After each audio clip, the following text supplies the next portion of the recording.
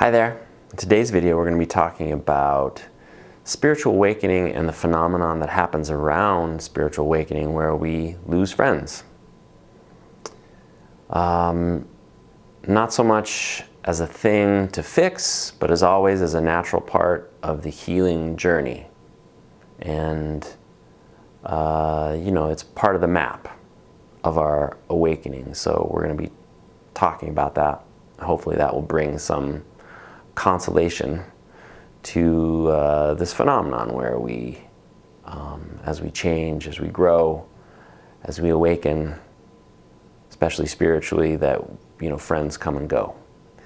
But before we get there, I'm Dr. Jay Eaker from the BioSoul Integration Center, and I help people to embody their soul's gifts and their soul's essence and express them through these physical bodies so that they can share those gifts on the planet. I do that through the hands-on work that I do here at my office, just outside of Boulder, Colorado, but also more and more through the online work that I do with people. I've sort of developed an online version of this work that I do, which has sort of integrated a few different things. Network spinal analysis, which is a energetically oriented sort of chiropractic technique, and IFS parts work and brain spotting, and just somatic awareness practices.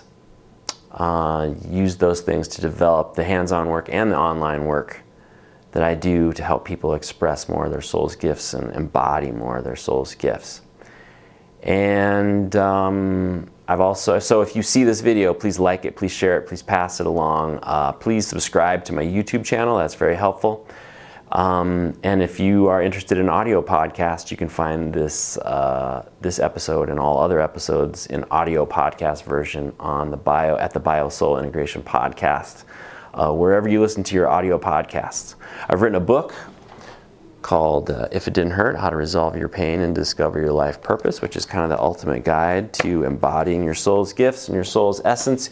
You can actually get a free copy of this book, a PDF version of this book, on my website at biosoulintegration.com.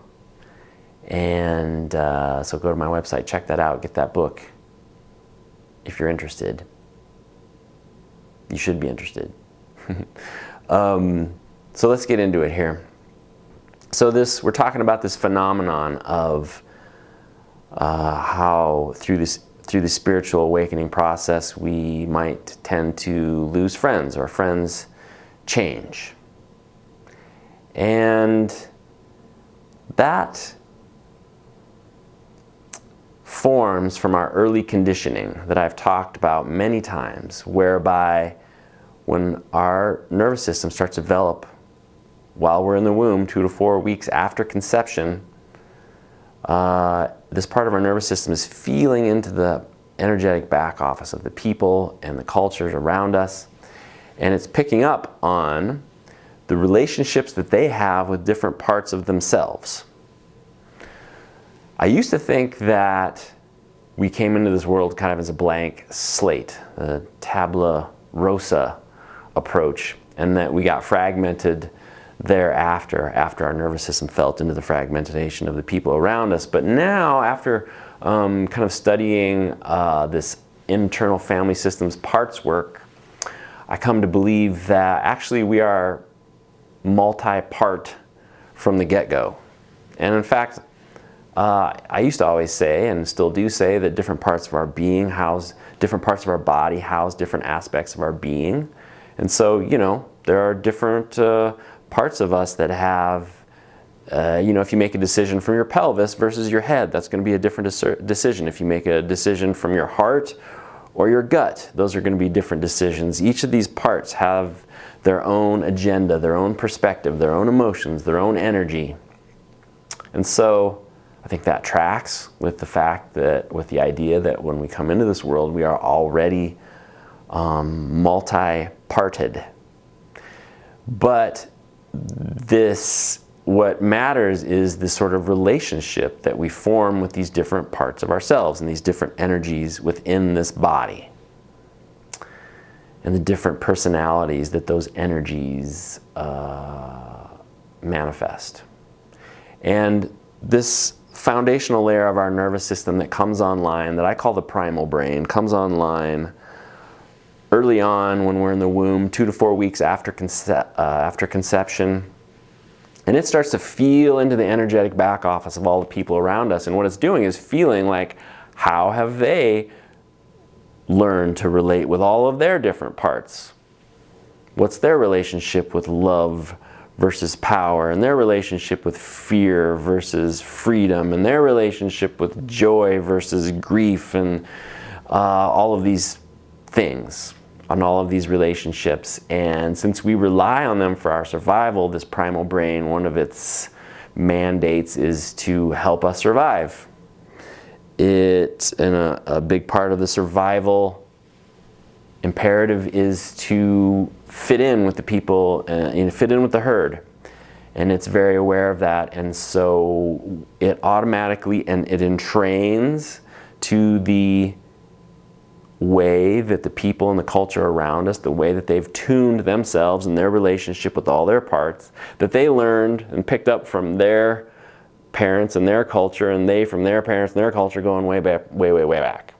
You know, so often there's a lot of sort of inertia with these patterns, but we pick up on that, our nervous system picks up on that, and we adopt those ways of being as well. And that part of our nervous system is kind of running the show until about age 7. Often people kind of talk about what happens while we're little kids as that being formative, and it certainly is very formative, but I think an aspect of original sort of aspect of my work is that actually I'd say those patterns get formed before we can even think, while we're in the womb. That's where they get started, and then, between birth and age 7, they just get reinforced by what we encounter and our interactions with the people and the culture around us.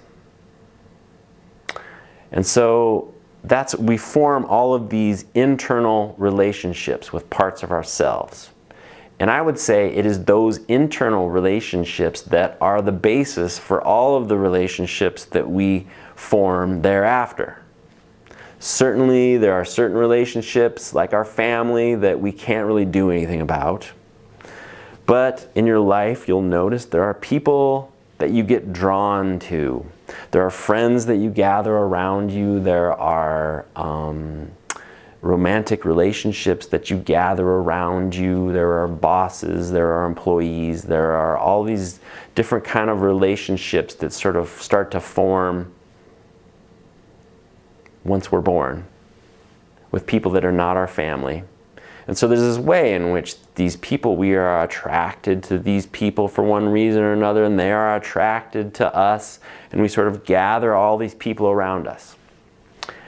And I would say, part of that happens through love. Our heart sees something in these people that attracts us to them, that draws them to us and us to them. Part of that, maybe this is another video, but part of that might be karma. And certainly there is a way in which we create these survival patterns inside of ourselves, where we are pushing away parts of ourselves and judging parts of ourselves and pinching off their essence in order to pinch off their expression. There's a way in which that goes against the nature of nature. Life, there's this, one imperative is for survival, but there's another force that is this force of life that is constantly nudging us to bring those parts of us to the surface of awareness and of consciousness so that we can integrate them, because ironically those parts have wisdom and gifts. When integrated, it allow us to interact with the world from a more whole place, and from a place of authenticity and giving our gifts. We actually need those shadow parts. We need those parts that we've pushed away. There's a natural way in which life is bringing that to the surface, and it uses the people and the circumstances that we encounter in life to do that. So the people that we run into, part of that is, I mentioned karma, that's where I was going. So karma, you might say that that thing is karma. That way in which life is kind of like using the people and the situations to evolve us, to bring us into relationship with parts of ourselves. And there might be a recognition of some of these people when we meet them. There's a thing that draws us to people and they to us, because it's like, something deep that I recognize in you. What is that? And it draws us together. And our heart, I think, is in that. But also, there's the part of that where we're drawn to them because they contain the thing that mirrors the relationship that we have with parts of ourselves. They are designed to light up this often unhealthy relationship that we have with parts of ourselves. That's what they're there for. So there's a way in which we are attracted to each other based on our, survival patterns, our narcissisms, our issues. And like I was saying, a big part of who we gather around us has to do with these survival patterns, these ways that we have, the relationships that we've created to these different parts of ourselves. The way that we've gathered people around us is kind of a direct, and who we've gathered around us is a direct reflection of the system, the dynamics inside of us that we have with all the different parts of ourselves. So as above, kind of as below, so above. So as below, so whatever that saying is. As below, as above, so below. The internal, what's happening internally in us reflects what's happening externally all the time. And I like to use this sort of analogy of a puzzle. I feel like the way these interaction, these relationships we form with different parts of ourselves, they kind of create like a signature, an energetic signature, and a signature about how we express ourselves, where some parts of ourselves are active and expressive, and some parts of ourselves are kind of more wilted and smaller, and it creates kind of like a puzzle piece. And all of these people, they fit around us, and we gather them around us, and they gather, we all fit together in like a puzzle. Often their relationships that they form with parts of themselves fit together with the relationships we form with parts of ourselves. Like, maybe I got disconnected from the part of me that knows what feels true and right. And so I have a hard time making a decision or drawing boundaries, for instance. But I admire this person over here who they seem to be able to draw boundaries. They seem to be able to make decisions. The truth is, they maybe make decisions because they learned it as a strategy for something that they could control in their life, because their life was kind of growing up was out of control, and they learned that they could control things by making decisions. So I'm not very good at making decisions. It's uncomfortable for me. They're good at making decisions. We fit together, but we both fit together because of our wounding. So all of the, I have a certain puzzle piece shape. All of the people around me fit together in my puzzle, right? Okay, so naturally, as we move through life, life is constantly nudging us to grow and develop and change.